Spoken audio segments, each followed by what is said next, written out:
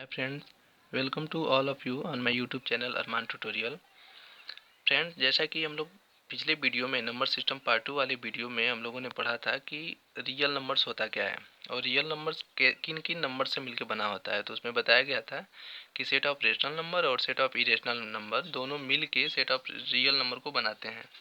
और एक और चीज़ कहा गया था कि इरेशनल नंबर जो है वो सेट ऑफ रेशनल नंबर का कॉम्प्लीमेंट है। कॉम्प्लीमेंट वाली बात समझ में आ गई होगी। और ऐसे भी ना समझ में आए तो बहुत ही आसान भाषा में आप ऐसे समझिए कि एक जो रियल नंबर है वह एक कोई लकड़ी है, बहुत बड़ा सा मोटा सा एक लकड़ी है। और उसको अगर हम काटते हैं लकड़ी को तो जो बुरादा गिरता है वह बुरादा इरेशनल नंबर है। और बाकी का काटने के बाद जो बाकी का जो बचा हुआ हिस्सा है वह रेशनल नंबर है। और पहले जो लकड़ी था वह रियल नंबर है। तो यह एग्जाम्पल एक छोटा सा है कि बुरादा जो है बहुत कम है फिर भी उसको कंप्लीट करने के लिए काफ़ी है। तो आप इस एग्जाम्पल से भी समझ सकते हैं। आज के इस वीडियो में पूरा टोटल जो कॉन्सेप्ट है प्योर मैथमेटिक्स का, कहीं ना कहीं बहुत हम डीप में नहीं जाएंगे, फिर भी एक जो भी एक समझने वाली जो कॉन्सेप्ट है जो लाइटली हम लोग जिसको हम समझ सकते हैं उस चीज़ को हम लोग यहाँ पे समझ लेंगे कि यहाँ पे हम लोग पढ़ेंगे कॉम्प्लेक्स नंबर के बारे में, समृद्ध संख्याएं क्या होती हैं और उनकी कुछ प्रॉपर्टीज पढ़ेंगे। फिर जितने हम लोग नंबर पढ़े हैं उन सारे नंबर्स का आपस में संबंध कैसा है, क्या संबंध है इन लोगों का आपस में, इस चीज़ को हम लोग पढ़ेंगे। सो फ्रेंड्स, हम लोग कॉम्प्लेक्स नंबर पढ़ने से पहले हम लोग एक थोड़ा सा डिफिनेशन जानेंगे कि इमेजिनरी नंबर्स क्या होती हैं, काल्पनिक संख्याएं किसे कहते हैं। तो काल्पनिक संख्याओं का डिफिनेशन होता है कि the under root of any negative number is known as imaginary number. मतलब किसी भी निगेटिव नंबर का अगर हम अंडर रूट ले लेते हैं, किसी भी निगेटिव नंबर का अंडर रूट ले लेते हैं तो वह कुछ नहीं बल्कि इमेजिनरी नंबर कहलाता है, काल्पनिक संख्याएं कहलाता है। जैसे -1 एक कोई नंबर था जिसको हम अंडर रूट जिसका हम लोग ले लिए तो वह हुआ क्या हो गया, इमेजिनरी नंबर हो गया। और इसको हम स्मॉल आई से डिनोट करते हैं, that is small I is equal to under root -1। मतलब I is equal to under root -1 और यह जो निगेटिव नंबर का अंडर रूट है जिसको आई डिनोट कर रहा है यही इमेजिनरी नंबर होता है। ऐसे ही बहुत सारा एग्जांपल है, जैसे मान लीजिए -7/3 एक निगेटिव नंबर है, इसका हम अंडर रूट ले लिए। अंडर रूट लेने के बाद जब इसको सिंप्लीफाई करेंगे, आप देखिए सिंप्लीफाई जब करेंगे तो आएगा अंडर रूट 21/3 आई, जिसमें आई प्रेजेंट है वो समझ लीजिए कि इमेजिनरी नंबर है, जो पूरा टोटली क्या है, इमेजिनरी नंबर है। तो आप फिर से एक बार डिफिनेशन समझिए कि the under root of any negative number, the under root of any negative number is known as imaginary number, यही डिफिनेशन है। तो अब आते हैं जो एक हमारा महत्वपूर्ण टॉपिक है कॉम्प्लेक्स नंबर, इस चीज़ पे। कॉम्प्लेक्स नंबर होता क्या है, तो कॉम्प्लेक्स नंबर एक ऐसे नंबर्स का कलेक्शन है, इस टाइप के नंबर्स का कलेक्शन है जिनको हम x प्लस आई वाई के रूप में लिख सकें, x प्लस आई वाई के रूप में लिख सकें, जहाँ पे x और y जो हैं वो रियल नंबर होना चाहिए और i का वैल्यू आपको पता है अंडर रूट -1 होना चाहिए। इसका मतलब है कि c is equal to in curly bracket z is such that z is equal to x plus i y semicolon where x comma y belongs to capital R and iota i is equal to under root -1 curly bracket close. ये बात बताता है complex number, मतलब ऐसे number जिनको हम x plus i Y के रूप में लिख सकें, जहाँ पे x और y जो है वो रियल नंबर है और i अंडर रूट -1 है, तो उन नंबर्स को हम लोग कहते हैं ये कॉम्प्लेक्स नंबर है, समृद्ध संख्या है। जैसे पहला एग्जांपल है 4 + 3i, 4 + 3i ये कॉम्प्लेक्स नंबर है। ऐसा है इसलिए क्योंकि x इससे कंपेयर करिए तो इस फॉर्म में है, इस रूप में है ना, x प्लस आई वाई के रूप में है, 4 + 3y उस रूप में है, इसलिए ये कॉम्प्लेक्स है। दूसरा कि x की जगह पे 4 है, y की जगह पे 3 है जो रियल है, यह भी डिफिनेशन को सेटिस्फाई कर रहा है। i इसमें भी है, i का वैल्यू है ही अंडर रूट -1, तो इस तरह से 4 + 3i जो है वह कॉम्प्लेक्स नंबर है। दूसरा जो प्रॉपर्टी है वह है कि लिखा गया है कि since every real number can be expressed as complex number therefore every real numbers are complex number. इस बात को और हम अच्छे से समझेंगे कि जितने भी परिमेय संख्याएं, जितने भी वास्तविक संख्याएं होती हैं वो सारी वास्तविक संख्याएं कॉम्प्लेक्स नंबर होती हैं, समृद्ध संख्याएं होती हैं। जैसे मान लीजिए 0 एक वास्तविक संख्या है, 0 को हम 0 + i.0 लिख सकते हैं, तो हम लिख सके ना इस फॉर्म में, और इस फॉर्म में लिखने मात्र से ही वो क्या हो गया, कॉम्प्लेक्स नंबर। तो 0 पहले रियल था, अब कॉम्प्लेक्स हो गया। √2 एक रियल है लेकिन ऐसे लिख देंगे इस फॉर्म में तो यह भी कॉम्प्लेक्स हो जाएगा। ये एक रियल नंबर है लेकिन इस फॉर्म में लिख देंगे तो वह कॉम्प्लेक्स हो जाएगा। तो एक्स्ट्रा ऐसे भी बहुत सारे नंबर्स मिलेंगे जो रियल होंगे लेकिन हम इस फॉर्म में जैसे ही लिखेंगे तो कॉम्प्लेक्स हो जाएगा। इसलिए ये बात कहा गया है कि every real numbers are complex numbers. तो यह इतनी इम्पोर्टेंट इन्वेंशन था कॉम्प्लेक्स नंबर्स की, कॉम्प्लेक्स नंबर के इन्वेंशन होते ही इसका बहुत इम्पोर्टेंस बढ़ गया।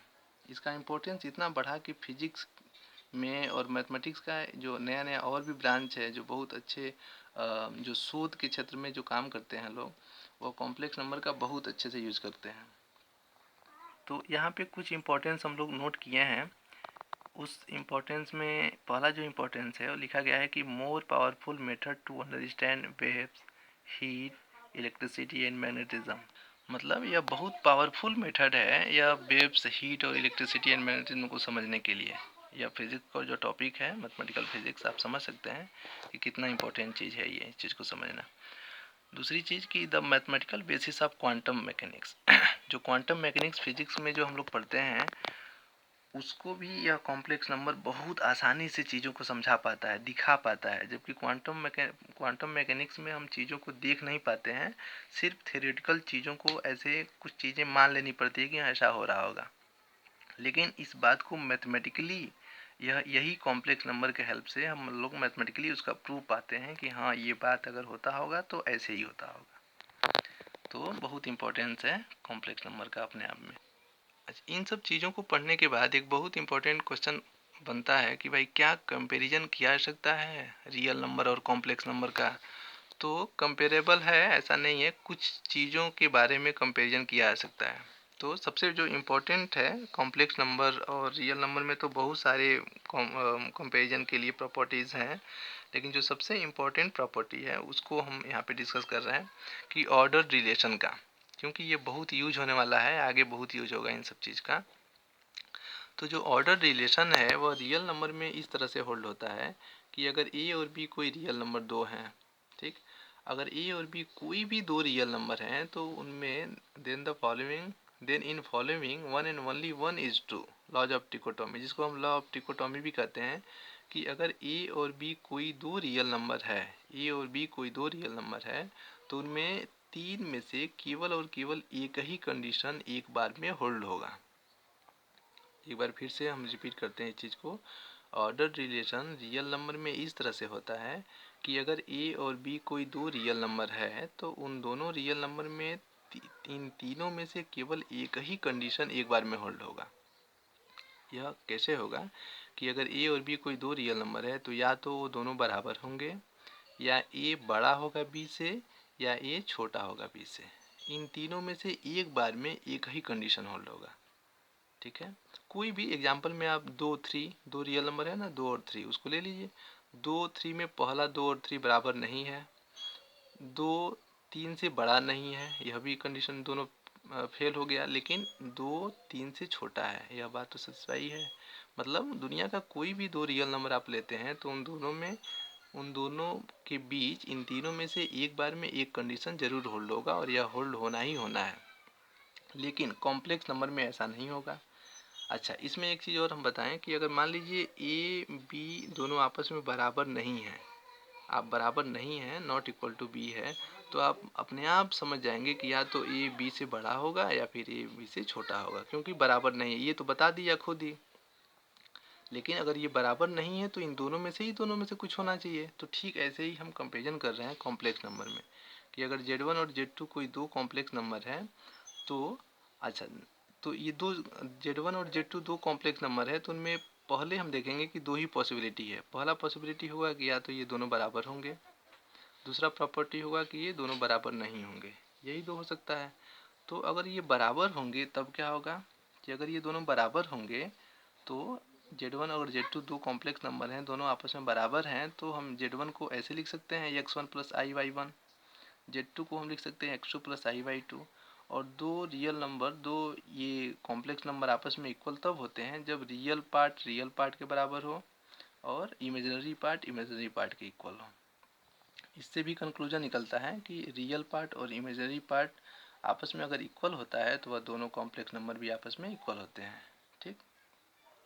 सेकेंड चीज़ कि अगर मान लीजिए दोनों आपस में इक्वल नहीं है, दोनों आपस में इक्वल नहीं है तो क्या ये Z1 is greater than Z2 हो सकता है जैसे रियल नंबर में होता था? तो ये डिफाइन नहीं है, इसको हम नहीं बता सकते।